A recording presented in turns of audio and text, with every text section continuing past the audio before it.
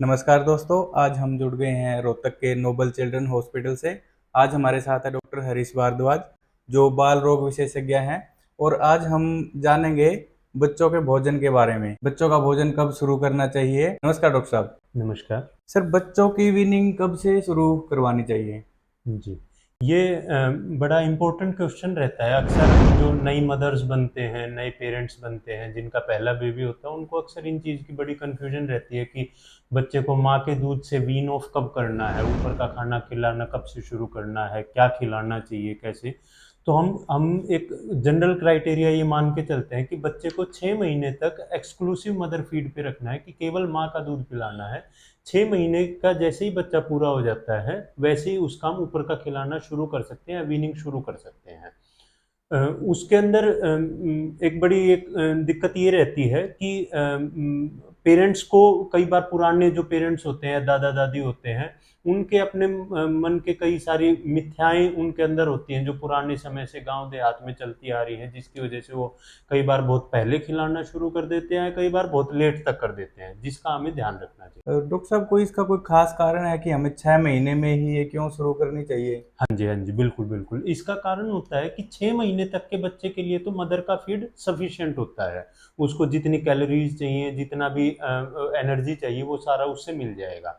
लेकिन 6 महीने से ऊपर के बच्चे के शरीर की जो रिक्वायरमेंट होती है, वो माँ के दूध से पूरी नहीं हो सकती हैं, जिसकी वजह से हमें ऊपर का खिलाना शुरू करना चाहिए। दूसरा, 6 महीने का बच्चा यूजुअली बैठना शुरू कर देता है, और जैसे ही वो बैठना शुरू करेगा, तो अक्सर वो घर में जो भी और लोग खाना खा रहे होते हैं, उसमें भी इंटरेस्ट शो करता है, उनके हाथ से छीनने की भी कोशिश करेगा, जो भी चीज़ हाथ लगेगी उसको मुंह में डालने की भी कोशिश करेगा। तो ये आइडियल टाइम होता है जब हम ऊपर का खाना इंट्रोड्यूस कर सकते हैं। अगर हम उससे पहले शुरू करते हैं, तो उसमें हमें इस बात का भय होता है कि अगर बच्चे को ऊपर का खाना शुरू कर देंगे और माँ का दूध कम हो जाएगा, तो माँ के दूध से मिलने वाली जो इम्यूनिटी है, जो उसके अंदर एंटीबॉडीज होती हैं, मिनरल्स होते हैं, वो सारे कम हो जाएंगे।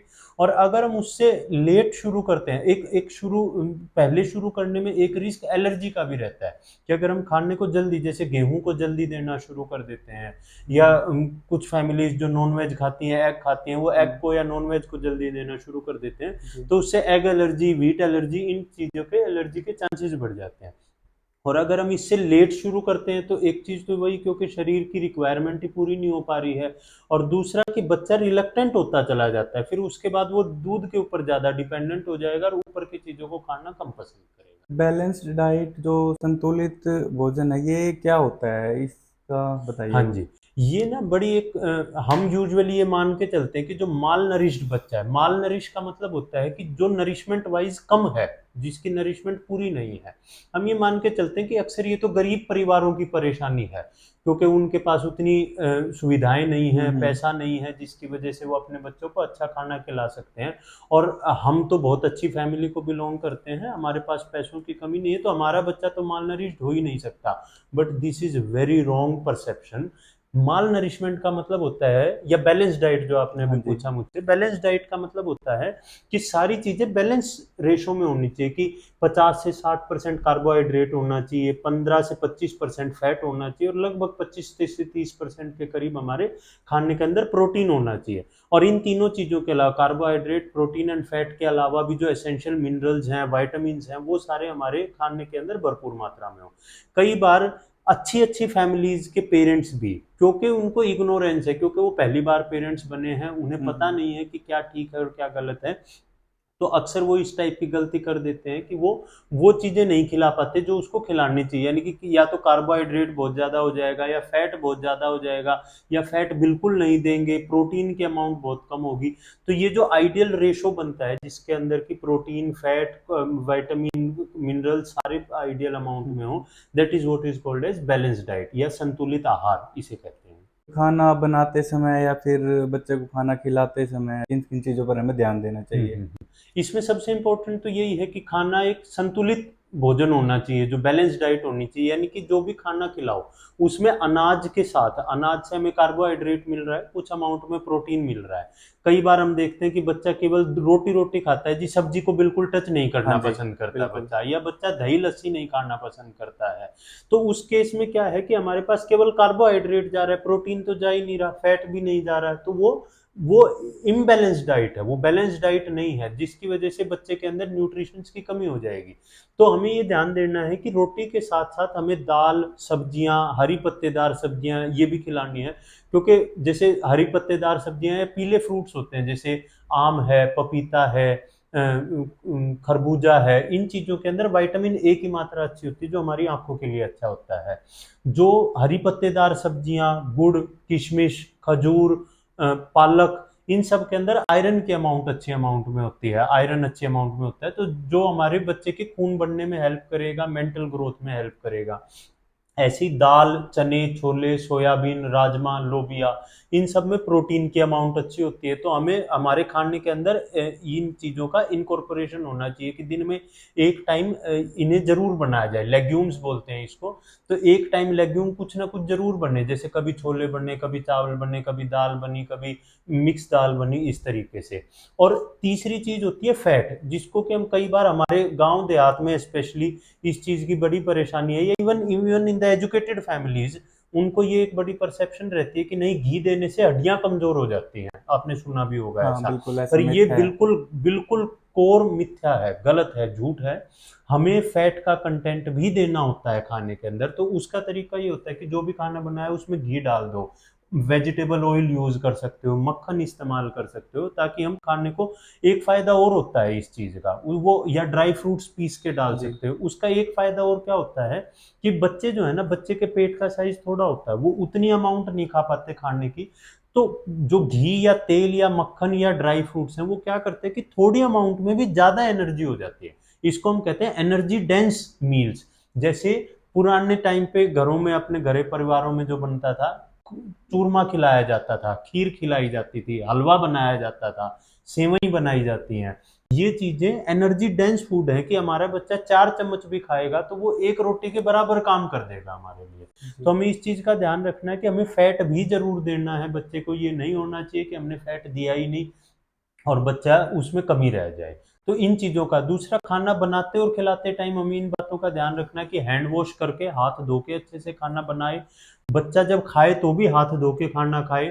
हमेशा फैमिली के साथ बैठ के खाना खाए। एक बड़ी कॉमन टर्म यूज होती है family pot, meal from family pot, मतलब कि घर का जो खाना बनता है ना, वो उसी खाने में से बच्चा खाना खाना सीखे, ताकि वो बैलेंस डाइट को मेंटेन कर सके। थोड़ा ये ध्यान रखना होता है, जो कल जल्दी खराब होने वाली चीजें हैं, जैसे दूध है, या पनीर है, या दही है, इन चीजों को या तो हम रेफ्रिजरेटर में यूज रखें, और जब दोबारा यूज करना है तो हल्का गर्म करें ताकि वो बैक्टीरिया मर जाए, और फिर खिलाएं।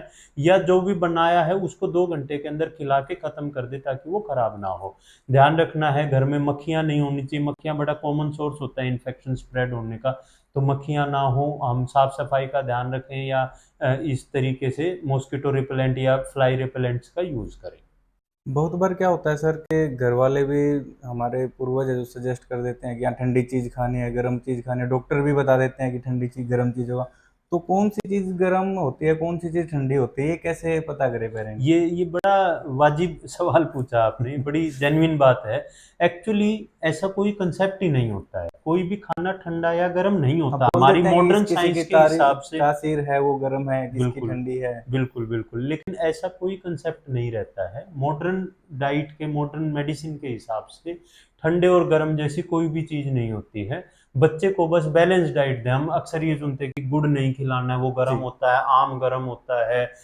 ये ऐसा कोई कंसेप्ट नहीं होता है। हम बच्चे को सारी चीज़ें खिला सकते हैं। हाँ, एक चीज़ का ज़रूर हमेशा ध्यान रखना चाहिए कि कोशिश ये करो चीज़ें वो खिलाओ जो मौसम के हिसाब से बनी हो। जो हम बेमौसमी चीजें खिलाते हैं उस चीज का ध्यान, क्योंकि आजकल फ्रूट्स हैं वो ऑल 12 महीने अवेलेबल होते हैं।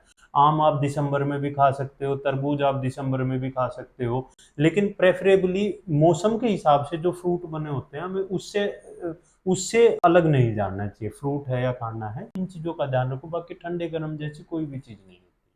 और सर जो ये डिब्बाबंद चीज़ें होती हैं, जैसे हम दुकान की चीज़ें लगा लो, कुरकुरे चिप्स वगैरह, ये सब दे देते हैं, इनका कितना क्या नुकसान होता है या नहीं होता है, नहीं इसके नहीं, बारे में बताइए। ये इस चीज के लिए प्लीज बड़ा स्ट्रिक्ट रहें। बाहर की चीजें बिल्कुल भी नहीं खिलानी। सबसे कॉमन जो प्रॉब्लम जो मैं डे रूटीन में ओपीडी में फेस करता हूँ, कि मोस्टली मदर्स का पहला ही सवाल ही होता है 6 महीने का होते ही कि सर सेरेलैक खिला दें सर।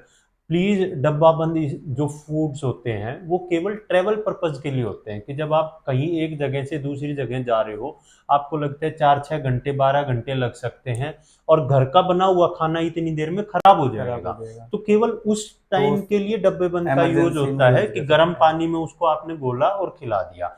घर में खिलाने की चीज नहीं होती है सेरेलैक। घर पे आप केवल होममेड फूड का इस्तेमाल करो। घर पे इतनी चीजें हैं बनाने के लिए। मदर्स के पास तो इतनी इतनी उनके पास टैलेंट होता है कि वो किसी भी चीज से कुछ भी बना सकती हैं। तो बच्चे के लिए तो आप कोशिश करो कि घर पे बनाओ चीजों को, और बैलेंस डाइट का ध्यान रखो हमेशा कि हमें ये सारी चीजें इक्वल कंपोनेंट में हम बच्चे को दें, और इन चीजों का हम ध्यान रखें। डब्बा बंद चीजें, और बड़ा होने के बाद चिप्स कुरकुरे टॉफी चॉकलेट ये तो एब्सोल्युटली बंद है। ये सब ना एम्प्टीज कैलोरी होती है। एम्प्टी कैलोरीज का मतलब होता है कि वो कैलोरीज तो दे रही है, हमारे ब्रेन के पास तो सिग्नल ये जाएगा कि हाँ जी कैलोरीज पूरी हो गई, लेकिन शरीर को वो कोई न्यूट्रिशन प्रोवाइड नहीं कर रही है। इसलिए ये बच्चे अक्सर कमजोर मिलते हैं कि जी बस चिप्स कुरकुरे खाता है, वजन उसका बढ़ ही नहीं रहा है, बच्चे को भूख लगी नहीं रही है। भूख लगेगी नहीं, क्योंकि ब्रेन के पास तो सिग्नल गया, 2 चिप्स खाने में ही उसको इतनी कैलोरीज मिल गई जितनी उसको 2 रोटी से मिलती, लेकिन वो शरीर में कुछ भी प्रोवाइड नहीं कर रही है, कोई मिनरल नहीं, कोई न्यूट्रिएंट नहीं, कोई विटामिन नहीं, तो बच्चा कमजोर होता चला जाएगा और भूख भी नहीं लगेगी। तो दोस्तों ये हमने बात की बच्चों के भोजन के बारे में। अगर आपका भी कोई इस तरह का कोई सवाल है, कुछ रह गया, तो आप कमेंट सेक्शन में डाल सकते हैं। और ऐसे ही हेल्थ संबंधित बच्चों की वीडियोस देखने के लिए आज ही हमारे चैनल को फॉलो करें। धन्यवाद। Thank you.